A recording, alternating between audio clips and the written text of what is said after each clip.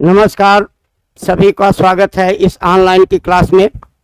आज का जो प्रसंग है, जो आज का बिंदु है, वो है संज्ञा। संज्ञा का एक 10 मिनट का वीडियो भी डाला गया है। उसको अगर देखेंगे तो 10 मिनट क्या बल्कि 8 मिनट में संज्ञा पूरी हो जाती है, लेकिन उसका विस्तार जब तक नहीं जानेंगे, वो समरी है, संक्षिप्त स्वरूप है। आप एक बार पढ़ लेंगे, दूसरी बार वो रिकॉर्ड देख लेंगे तो आपका जो है समस्या का समाधान हो जाएगा। संज्ञा, अब देखो बेटा, संज्ञा का अर्थ होता है नाम। संज्ञा का अर्थ क्या होता है? नाम। कहा जाता है ये संसार में जो कुछ भी है, जितनी भी चीजें हैं, उन सबका अपना कोई न कोई नाम जरूर होता है। कहीं जाए, दीवार है, फर्श है, पंखा है, साइकिल है, मोटरसाइकिल है, सड़क है, चौराहा है, स्टेशन है, पोस्ट ऑफिस है, यानी जो भी चीजें हैं जो दृश्यमान हैं, उनका कोई न कोई नाम अवश्य है। और जो चीजें अदृश्य हैं, नहीं देखी जा सकती हैं, जैसे सपने में बहुत चीज दिखती है, नाम उनका भी कोई न कोई होता है, भाववाचक संज्ञा में चले जाते हैं। तो सबका अपना अपना कोई नाम होता है। संज्ञा का मतलब ही नाम है। परिभाषा लिखते हैं,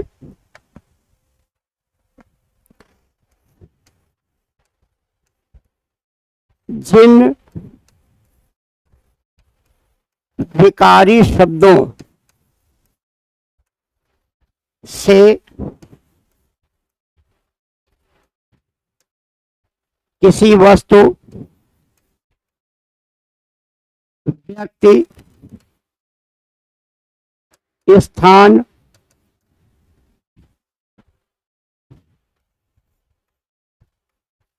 आदि का बोध हो,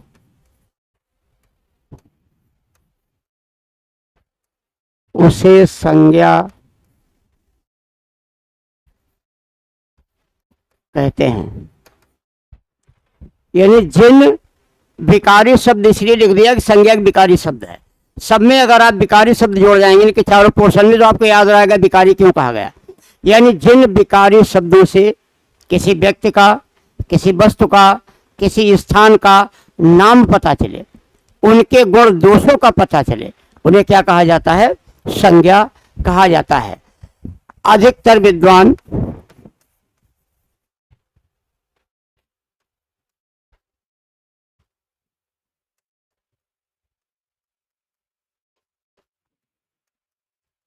संज्ञा के 5 भेद मानते हैं।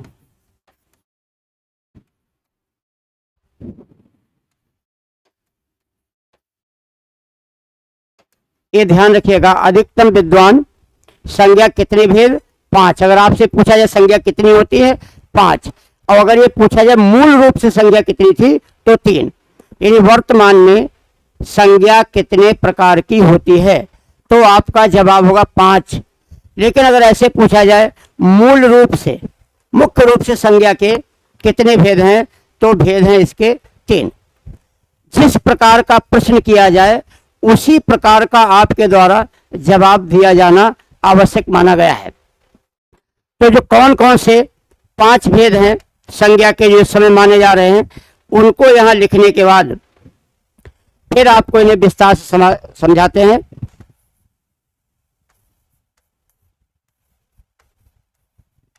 व्यक्तिवाचक संज्ञा,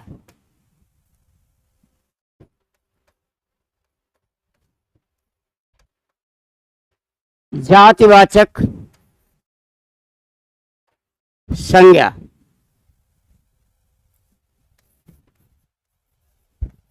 समूहवाचक, वाचक माने तो बताने वाला, समूहवाचक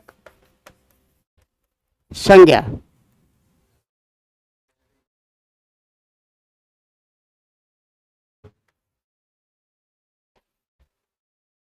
द्रव्य वाचक संज्ञा,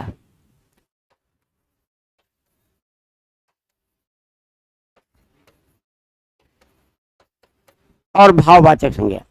संज्ञा के वर्तमान में 5 भेद माने गए हैं, जिन्हें व्यक्तिवाचक, जातिवाचक, समूहवाचक, द्रव्यवाचक और भाववाचक संज्ञा के रूप में बताया गया। अब देखिए कैसे इनको हम समझ पाएं, तो ध्यान दीजिएगा उस चीज को। सबसे पहले आता है संज्ञा। संज्ञा के मूल रूप से प्रारंभ में दो भेद माने गए थे। एक संज्ञा थी दृश्य, जो दिखाई पड़ती थी। एक संज्ञा है अदृश्य, जो नहीं दिखाई पड़ती है। यानी पहले संज्ञा के दो भेद किए गए, वे वस्तु व्यक्ति या स्थान जो दिखते हैं, और वे चीजें जो केवल महसूस की जाती हैं, जो नहीं दिखती हैं। इसमें से जो अदृश्य था, इसका देखिएगा जो दृश्य है, दिखाई पड़ रहा जो साकार है, वो या तो कोई व्यक्ति होगा, या कोई वस्तु होगी, या कोई स्थान होगा। तो इसके भेद किए गए, व्यक्तिवाचक संज्ञा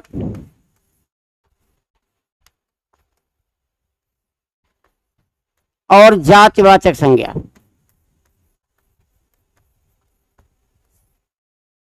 जातिवाचक संज्ञा के ही दो उपभेद थे। जातिवाचक में एक आता है समूहवाचक,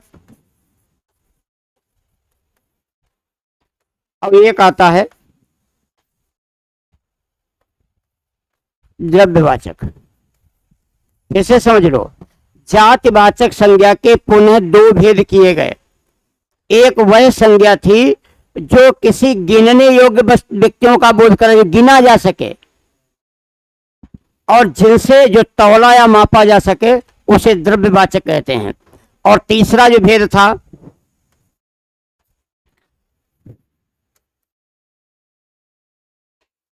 भाववाचक संज्ञा, जो इनके गुण दोष को बताए। व्यक्ति विशेष की जानकारी दे तो व्यक्तिवाचक, एक समूह समुदाय की जाति की पूरी कैटेगरी का बोध कराए तो जातिवाचक। इसके पुनः दो भेद अलग से बता दिए गए। इस प्रकार कितनी संख्या हुई की? 1 2 3। मूल रूप से 3 ही संज्ञा के भेद होते हैं। वर्तमान में कैसे 5 हैं, फिर इसको एक अलग संज्ञा बना दिया गया, और इसको भी अलग संज्ञा बना दिया, 4 बोला गया। यानी समूह और द्रव्य जो कभी जातिवाचक संज्ञा के दो हिस्सा हुआ करते थे, उन्हें वर्तमान में विद्वानों ने अलग अलग माना है। तो भेद हो गया 1 2 3 4 और ये 5। दोनों चीजें समझ लें, मूल रूप से संज्ञा के दो ही भेद हैं। उसके बाद ये 3 बनाए गए, और फिर 5। तो ये पूछा जाए कि वर्तमान में संज्ञा के कितने भेद हैं, तो आपका जवाब 5 होगा। मूल रूप से संज्ञा के कितने भेद हैं, तो आपका जवाब 3 होगा। जिस प्रकार का प्रश्न, उसी प्रकार का जवाब आपको देना पड़ेगा। वैसे भी कहा जाता है कि पुस्तकीय ज्ञान को व्यावहारिक ज्ञान में लाइए। पढ़ते और पढ़ाते समय पुस्तकीय पाठ्यक्रम पर चर्चा होती है, लेकिन परीक्षा के समय पुस्तक से कुछ नहीं आता, वो एक व्यावहारिक ज्ञान के स्वरूप में आ जाता है। संज्ञा से जुड़े कई ऐसे शब्द मिले हैं, कई ऐसी चीजें मिली हैं जो परीक्षकों ने वहां पर विकल्प में कुछ और दे रखा था, लेकिन उत्तर वो सही था। जैसे एक में पूछा गया था कि रस कितने हैं। रस छंद अलंकार पढ़ते हो तो रस कितने हैं बनाया गया, तो रस की संख्या 9 है, नाटकों में 8 होते हैं। वर्तमान में इनकी संख्या 11 है। भरत मुनि ने बताए थे रस 9 है, लेकिन नाटक में 8 ही होते हैं, क्योंकि शांत रस नाटक में नहीं होता। एक रस सूरदास ने बनाया, बाद में उसका नाम पड़ा वात्सल्य।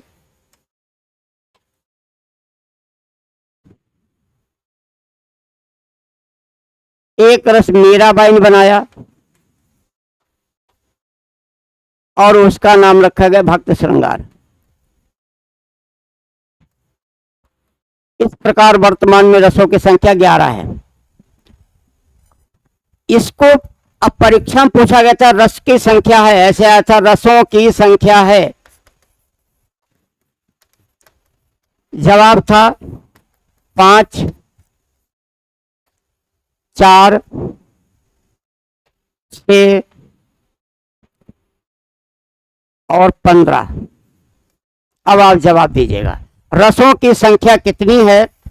ये ए बी सी डी 4 विकल्प हैं, इसमें से कौन विकल्प सही होगा?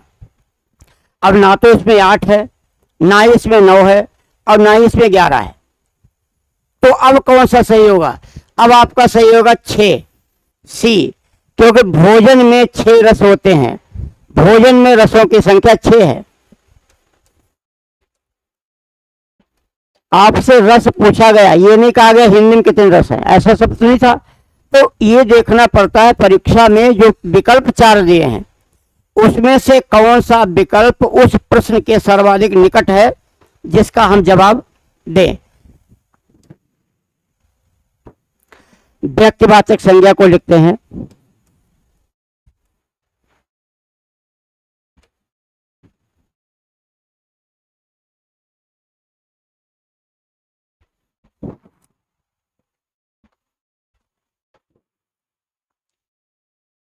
वे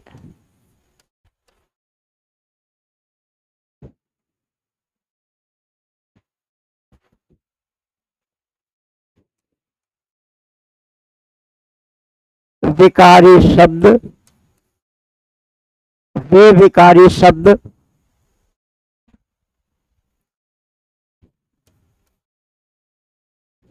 जो किसी वस्तु, व्यक्ति,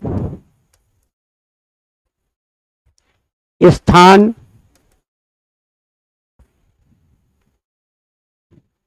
का निश्चित बोध कराते हैं।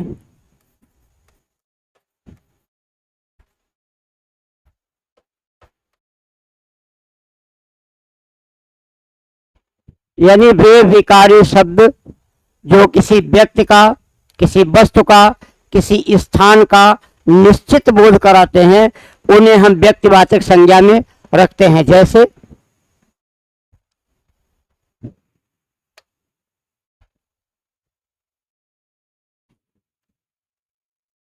राम,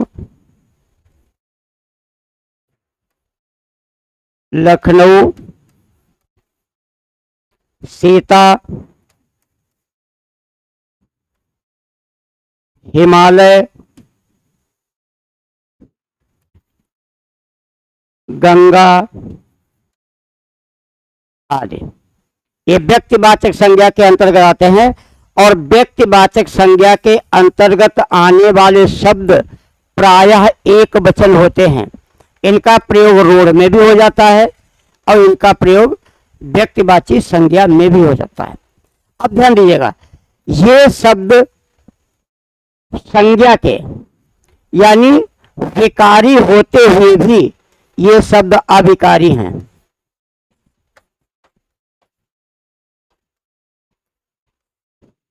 ऐसी ही भ्रम की स्थिति उत्पन्न होती है। जैसे आप कहेंगे कि मैंने तो संज्ञा में पढ़ा था कि राम आता है, और संज्ञा चूंकि क्या है, एक विकारी है, तो राम शब्द कैसा होगा, विकारी हो जाएगा। ऐसा नहीं है, राम शब्द अविकारी है। फिर आप कहेंगे अगर ये अविकारी है तो विकारी में पढ़ाया क्यों गया, क्यों इनको विकारी में रखा गया? तो ध्यान दीजिएगा, जब इन शब्दों का विशेषण बन जाता है तब ये विकारी से अविकारी बन जाते हैं। कैसे?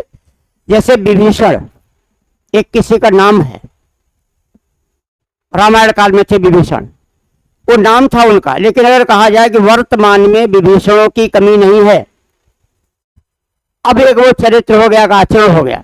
इसी प्रकार कन्नौज के राजा थे जयचंद्र। जयचंद्र एक प्रॉपर नाउन है, व्यक्तिवाचक संज्ञा है, लेकिन यदि कहा जाए कि आज भी बहुत से जयचंद्र हैं, अब एक चरित्र है, स्वभाव, तो जब इनका विशेषण किया जाए तो ये सारे शब्द विकारी होते हुए भी अविकारी की श्रेणी में चले जाते हैं। इसके बाद आता है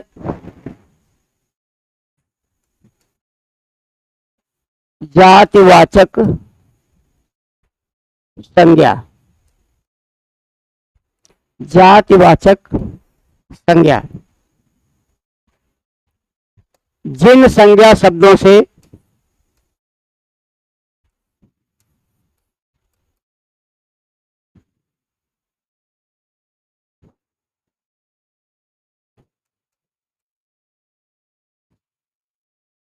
शब्दों से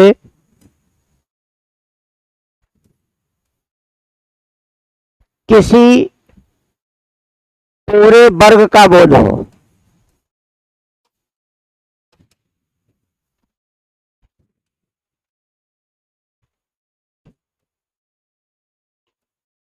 उसे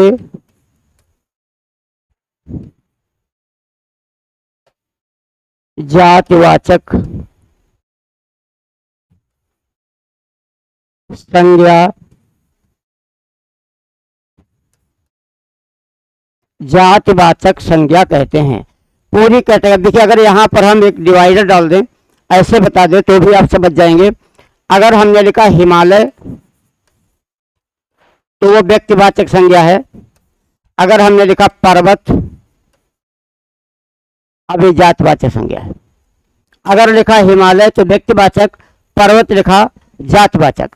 अगर शब्द लिखा गंगा तो व्यक्तिवाचक, शब्द लिखा नदी तो जाति का बोध कराने लगी। इस प्रकार से अगर यहाँ लिखा लखनऊ तो ये व्यक्तिवाचक है, और यहाँ लिखते हैं शहर, ये जातिवाचक है। शब्द आ जाए भारत, वो शब्द व्यक्तिवाचक है, और शब्द आ जाए देश, वो शब्द जातिवाचक है। इसी प्रकार से आपने लिखा राधा तो ये शब्द व्यक्तिवाचक है, और आपने लिखा लड़की, ये शब्द जातिवाचक है। यानी ऐसे शब्द जिससे पूरे समूह का, पूरी कैटेगरी का बोध हो, उन शब्दों को जातिवाचक संज्ञा में लाया जा सकता है। यह जातिवाचक संज्ञा में होते हैं। अंतर सिर्फ यहाँ देखिएगा, यहाँ वस्तुएं गिनने योग्य होंगी। जैसे पर्वत, नदी, शहर, देश, लड़की, इन्हें तौला नापा नहीं जा सकता, इनकी काउंटिंग, इनकी संख्या बताई जा सकती है। गिनने योग्य वस्तुएं होंगी, उन्हें जातिवाचक संज्ञा कहा जाएगा। जातिवाचक के बाद में इसी के रूप बनाए गए थे समूह या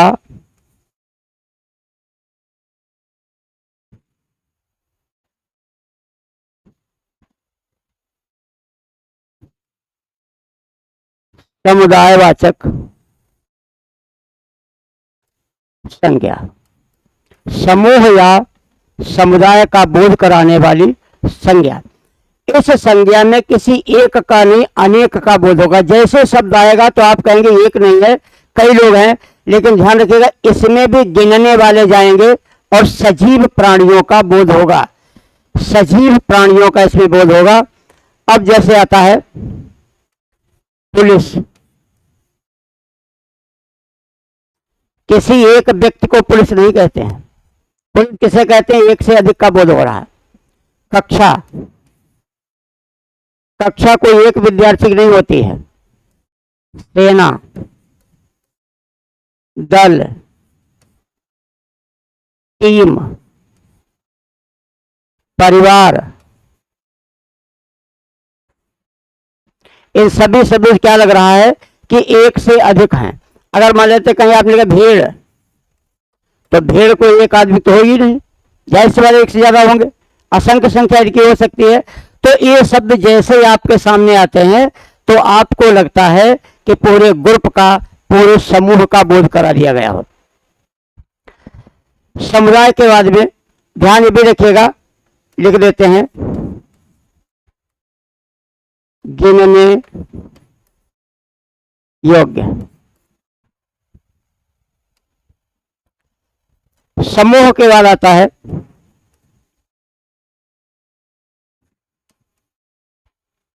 द्रव्यवाचक संज्ञा। आप समझिए इसको, जो ये द्रव्य लिखा है, इस द्रव्य का मतलब होता है पदार्थ। अगर कोई पदार्थ है तो वो गिना नहीं जाएगा, वो तौला जाएगा, मापा जाएगा। लीटर, मीटर आदि में उसको इंगित, किलोग्राम वगैरह में इंगित किया जाएगा।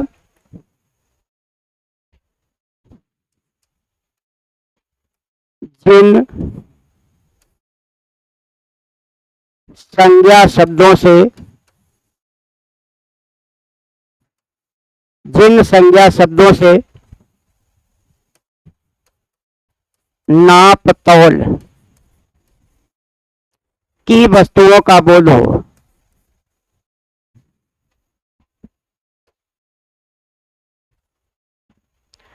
नाप तौल वाली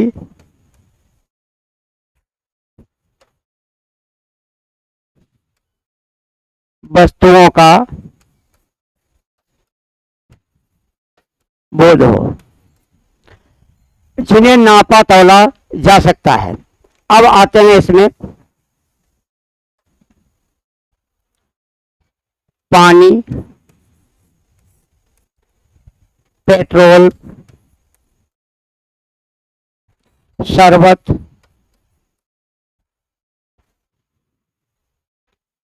सोना, चांदी, लोहा आदि, ये सभी नाप तौल वाली चीजें हैं। यहां जो अभी बात हुई थी कि व्यावहारिक ज्ञान कैसे हो, वो लिखेगा। यहां जो तीन शुरुआत में लिखे हैं ये सभी तरल पदार्थ हैं। परीक्षा में पूछा गया था पानी किस प्रकार की संज्ञा है, पानी किस प्रकार की संज्ञा, जैसे पानी है किस प्रकार की संज्ञा है। इसमें ऑप्शन दिया जाएगा आपको द्रव्यवाचक,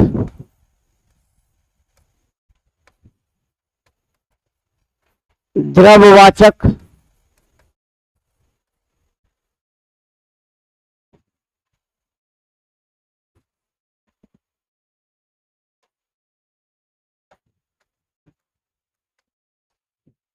जातिवाचक,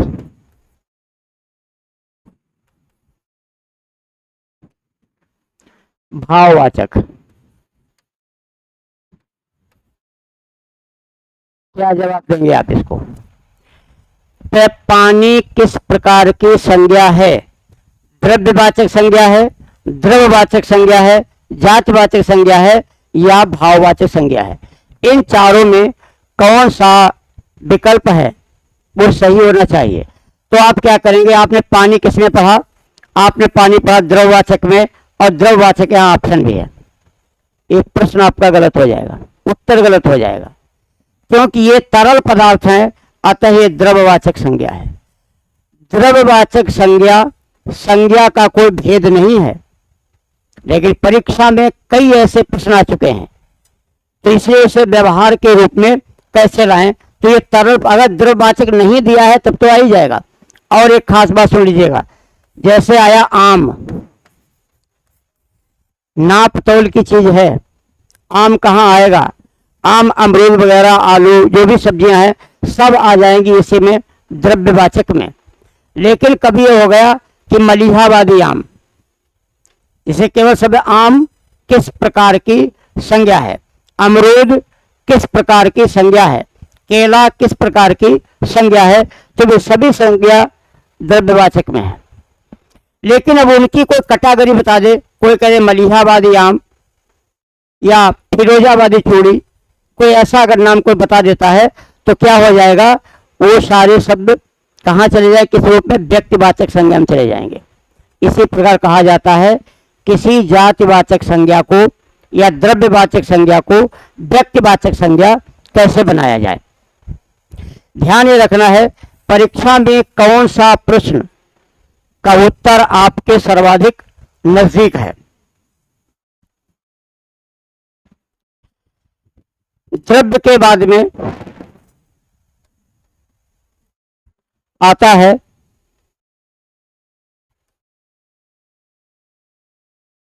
भाववाचक संज्ञा।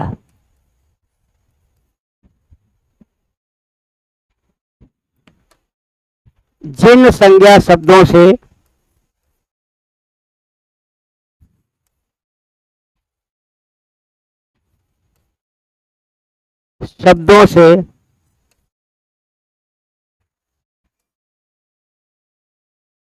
किसी व्यक्ति,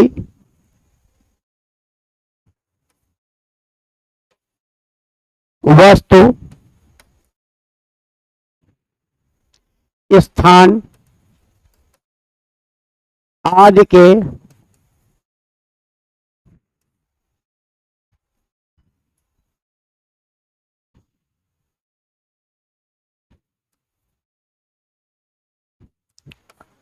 गुण दोष का पता चले,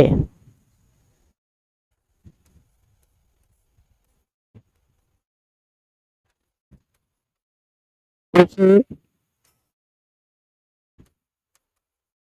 भाववाचक संज्ञा कहते हैं। यानी जिन संज्ञा शब्दों से किसी व्यक्ति का, वस्तु का, स्थान की अच्छाई या बुराई, किसी का भी बोध हो, भाव कहलाता है। यह संज्ञा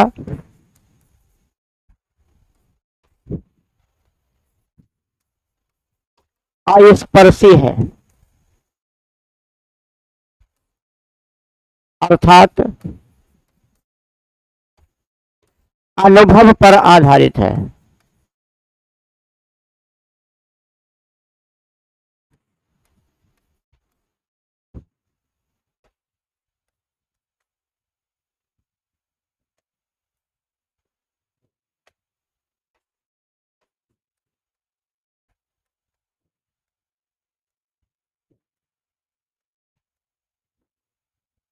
अनुभव पर आधारित है।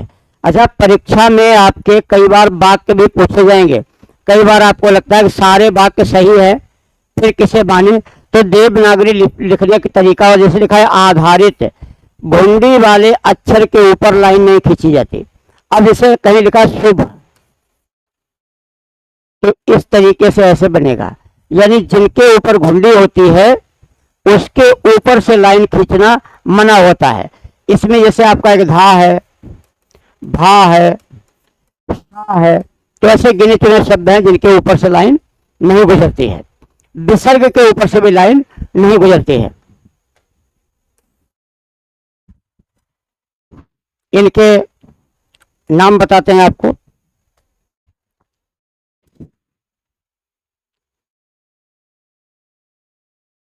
भाववाचक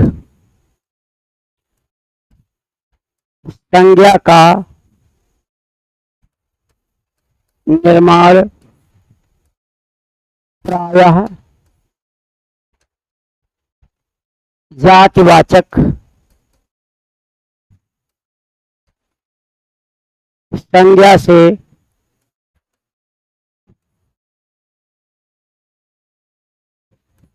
होता है। यानी भाववाचक संज्ञा का निर्माण प्रायः जातिवाचक संज्ञा से होता है। यहां हम लिखते हैं जातिवाचक और यहां कर देते हैं भाववाचक।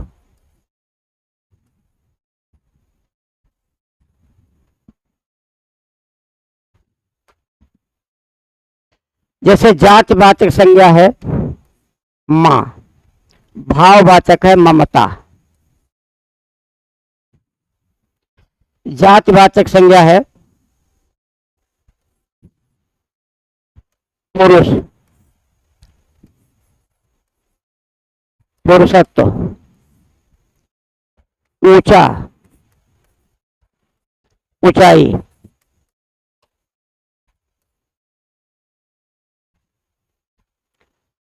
मीठा,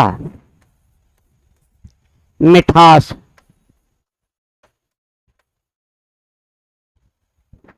नशा, नहीं, नशेड़ी और नशा। नशेड़ी दिखता है, नशा नहीं दिखता है। यानी जातिवाचक संज्ञा से ही भाववाचक संज्ञा का निर्माण होता है। और भाववाचक संज्ञा में आने वाले सभी शब्द क्या होते हैं? एक वचन होते हैं। इनका बहुवचन नहीं किया जा सकता। कैसे नहीं होता है? भाववाचक संज्ञा में आए शब्द एक वचन होते हैं।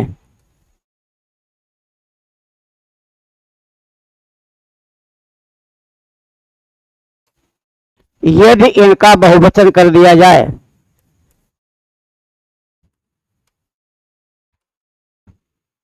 यदि इनका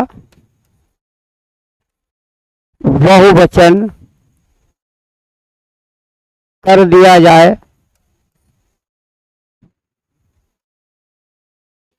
तो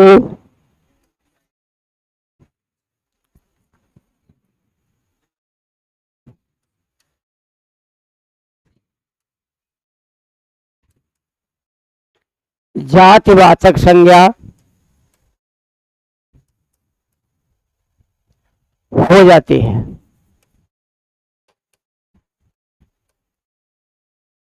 समझने की इसमें कोशिश क्या करना है कि जातिवाचक संज्ञा में जीवित यानी सजीव प्राणियों का बोध मुख्य रूप से किया जाता है। भाववाचक संज्ञा में जो चीजें होती हैं वो केवल अनुभवजन्य है और सदैव क्या रहती हैं, एक वचन में रहती हैं। यदि आपने इनका बहुवचन किया तो वे कहाँ चली जाएंगी, जातिवाचक में। इसका भी एक उदाहरण देख लीजिएगा।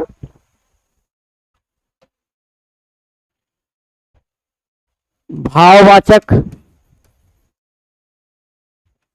और जातिवाचक।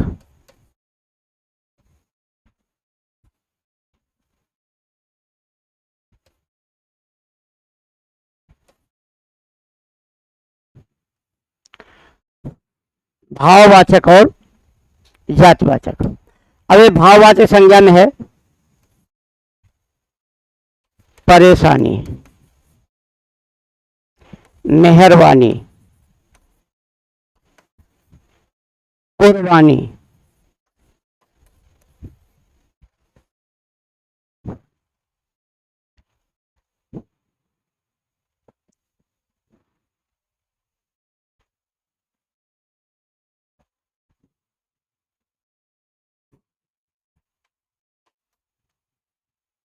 ये जो भी शब्द यहाँ लिखे हैं सब भाववाचक है। परेशानी, मेहरबानी या जो भी शब्द भाव में आता है। अब देखो इनका करते हैं बहुवचन। परेशानी का, परेशानियां,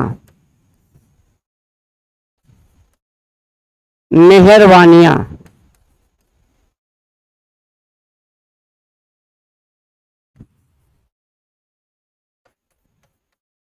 कुर्बानियां। अगर यहां शब्द आदत होता तो आदतें। ये कैसे बनी, जातिवाचक भाववाचक लिखेगा। परेशानी एक मन का विचार है कि आप परेशान है या नहीं परेशान है, लेकिन जैसे आपसे परेशान को नाप तोल सकते हैं, काउंटिंग इसकी नहीं होगी। लेकिन ध्यान दीजिएगा जब परेशानी से जब परेशानियां, अब इन्हें गिना जा सकता है।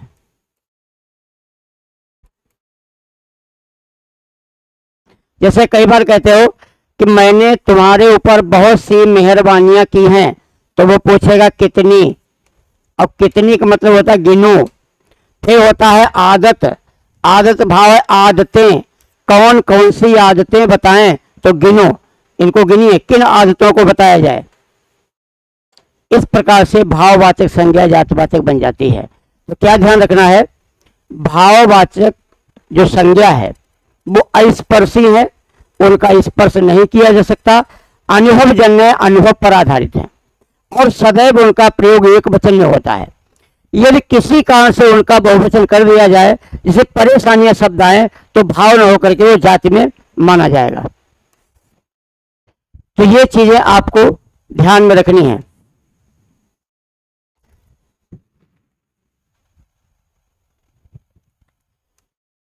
एक साथ इनको समझ लें।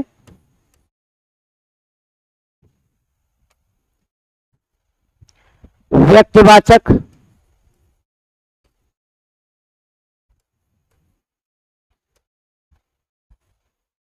क्या होगा,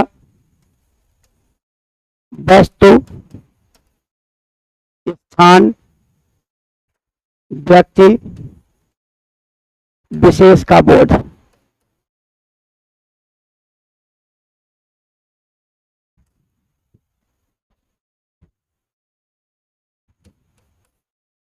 जातिवाचक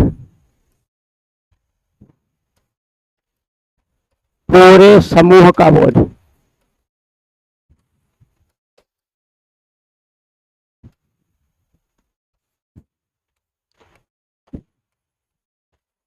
समूह या समुदायवाचक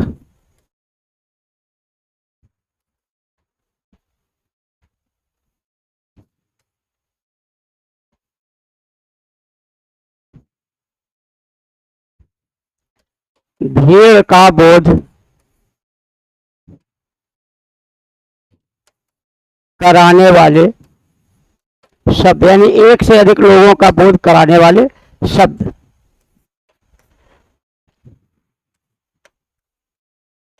द्रव्यवाचक संज्ञा क्या होगी? नाप, तौल की वस्तुओं का बोध। 5 में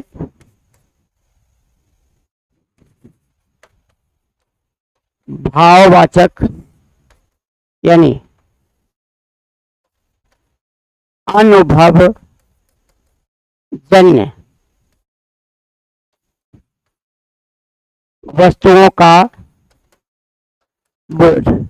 ज्यादा तो इसमें क्या होता है, किसी के गुण, दोष, स्वभाव, आदत आदि का बोध किया जाता है। ऐसे शब्द होते हैं जिससे किसी का स्वभाव है, किसी जैसे का झगड़ालू, झगड़ा क्या है? भाव है। तो इस प्रकार से ऐसी वस्तुएं जिससे किसी का गुण पता चले, दोष पता चले, आदत पता चले, स्वभाव पता चले, उन सबको हम भाववाचक संज्ञा के अंतर्गत लेते हैं। एक बात पुनः अगर इनको आप पढ़ेंगे, 2-3 बार अभ्यास करेंगे, अपने मन से देखेंगे, लिख लिख के देखिएगा, तो आपको सभी संज्ञाएं और उनके उदाहरण अपने आप से पता चल जाएंगे। तो संज्ञा का जो भाग है वो यहीं पर पूर्ण होता है। अब हमारी आपसे मुलाकात अगली क्लास में अगले बिंदु के साथ होगी। तब तक नमस्कार, जय हिंद।